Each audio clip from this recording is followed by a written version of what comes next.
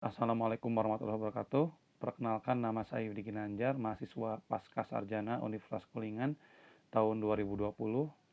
Dan selamat datang di channel saya Yudi Ginanjar. Di sini kita akan membahas beberapa hal tentang dunia pendidikan di era pandemi COVID-19.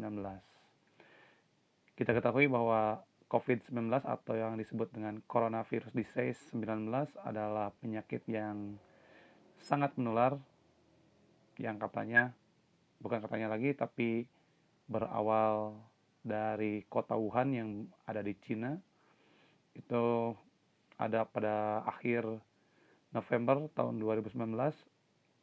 Di awal penyebarannya, COVID hanya menyebar di area Cina saja. Namun pada tahun 2020, tepatnya bulan Maret, WHO atau Badan Kesehatan Dunia secara resmi mengumumkan bahwa COVID-19 menjadi pandemi atau penyakit di seluruh dunia sampai ke negara kita, Indonesia. Banyak hal yang terpengaruh oleh COVID-19 ini, diantaranya adalah bidang kesehatan, bidang ekonomi, dan juga tidak terlepas dari bidang pendidikan. Di bidang kesehatan, banyak sekali orang yang tertular oleh virus COVID-19 yang punya gejala yang umumnya kita lihat sehari-hari, seperti demam tinggi, mati rasa, dan yang lainnya gitu. Pada saat ini seluruh dunia sudah terjangkit dengan virus COVID-19, tidak terkecuali Indonesia gitu. Dengan banyaknya korban yang terpapar dan berjatuhan akibat Corona 19 ini, mengakibatkan banyak sektor yang menjadi sangat terpengaruh dan tidak karuan. Di dalam sektor kesehatan, banyak sekali pasien yang masuk ke rumah sakit dan tidak sebanding dengan jumlah dari tenaga medis yang tersedia. Ruangan-ruangan perawatan penuh sesak dengan korban COVID-19. Namun, sayang sekali tidak semuanya rumah sakit bisa memfasilitasi dari korban corona ini karena keterbatasan dari fasilitas yang ada, sehingga hanya beberapa rumah sakit yang memiliki fasilitas yang cukup untuk bisa merawat pasien corona ini. Dalam sehari di Indonesia itu sudah bisa menghasilkan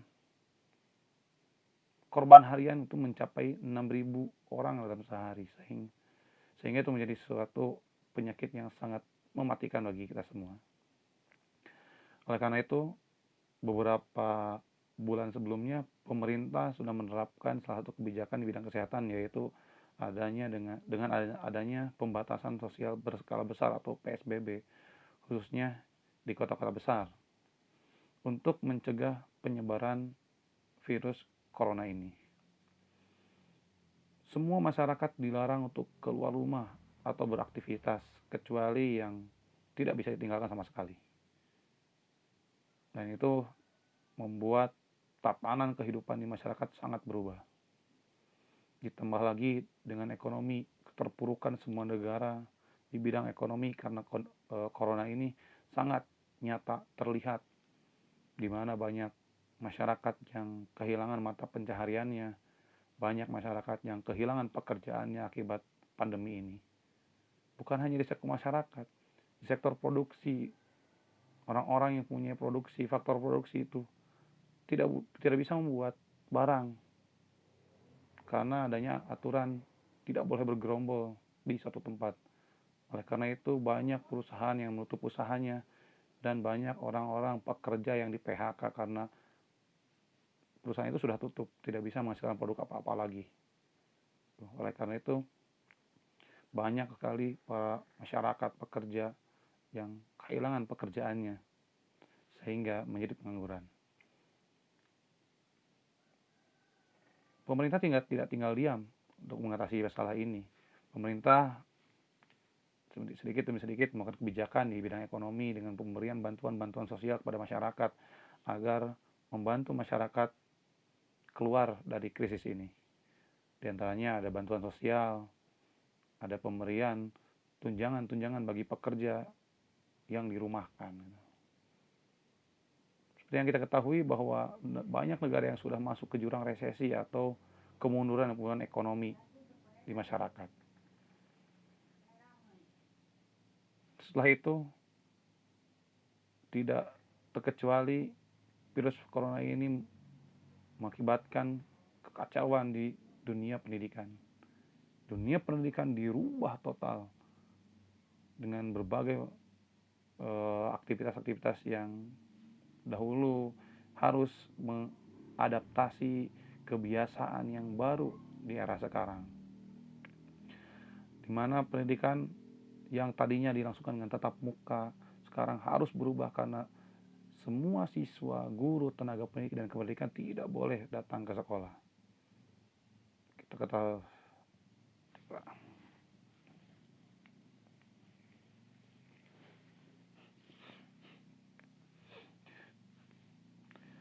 di dunia pendidikan sangat terpengaruh sekali dengan adanya virus COVID-19 ini. Semua siswa, guru, tenaga pendidik, dan kependidikan harus bekerja atau belajar dari rumah. Oleh karena itu, tanggal 16 Maret, Menteri Pendidikan dan Kebudayaan Nadiem Makarim menetapkan bahwa pembelajaran di masa pandemi harus dilangsungkan dengan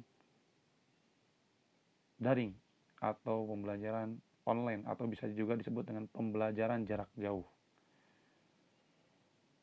Bagaimana problematika di dalamnya atau bagaimana pelaksanaan di lapangannya, tentu banyak hal yang akan terjadi dan sudah terjadi ketika pembelajaran menggunakan sistem belajar daring atau online.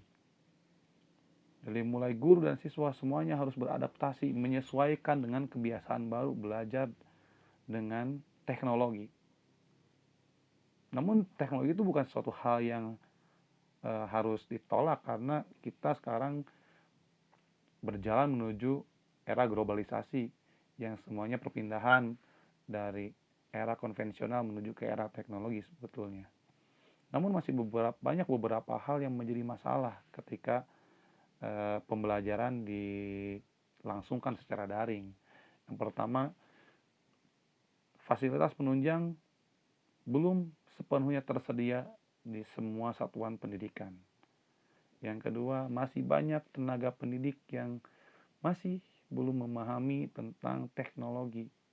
Yang ketiga, siswa banyak yang belum mengenal dengan teknologi. Itu menjadi beberapa permasalahan yang timbul di lapangan ketika pembelajaran dilakukan secara daring. Apakah hal itu harus kita permasalahkan? Tentu tidak, karena mau tidak mau dengan zaman seperti ini kita harus beradaptasi. Makanya pembelajaran itu sifatnya harus memaksa kita untuk bisa menggunakan pembelajaran daring ini. Ada beberapa hal mengapa pembelajaran daring harus dilakukan sebagai bentuk dari adaptasi kebiasaan baru di semua bidang, termasuk pendidikan. Harus diterapkannya kebijakan pembelajaran daring yang mau tidak mau kita harus terima. Ketika hal itu sudah terjadi, maka kita yang harus menyesuaikan diri.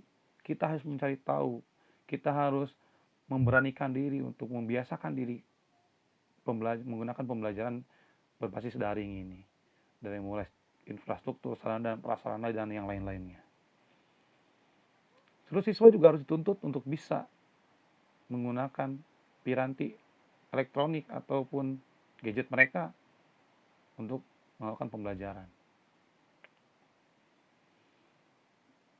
Ada beberapa hal yang bisa digunakan ketika melakukan pembelajaran berbasis online atau daring. Di antaranya yang pertama, ada dua hal ya. Yang pertama menggunakan media sinkron atau yang kedua menggunakan media asinkron. Di mana media sinkron ini adalah media pembelajaran yang bentuknya seperti aplikasi. Aplikasi seperti Zoom, Google Meet, Google Classroom, Edmodo, Quizzes, dan yang lainnya yang sifatnya itu online. Tuh. Pembelajaran bisa dilakukan dengan hal seperti itu. Gitu. Yang kedua ada asinkron. Asinkron. Asinkron itu adalah pembelajaran yang digunakan oleh siswa untuk berupa seperti membuat apapun itu nanti akan dikirimkan kepada gurunya. Atau juga guru bisa menggunakan kombinasi dari keduanya. Satu pertemuan menggunakan Classroom, satu pertemuan menggunakan Zoom meeting atau dan yang lainnya. Atau juga guru harus kreatif. Guru itu harus kreatif dalam mengembangkan atau menggunakan media pembelajaran. Yang biasanya kita hanya ceramah di kelas, menyampaikan materi dengan yang lainnya.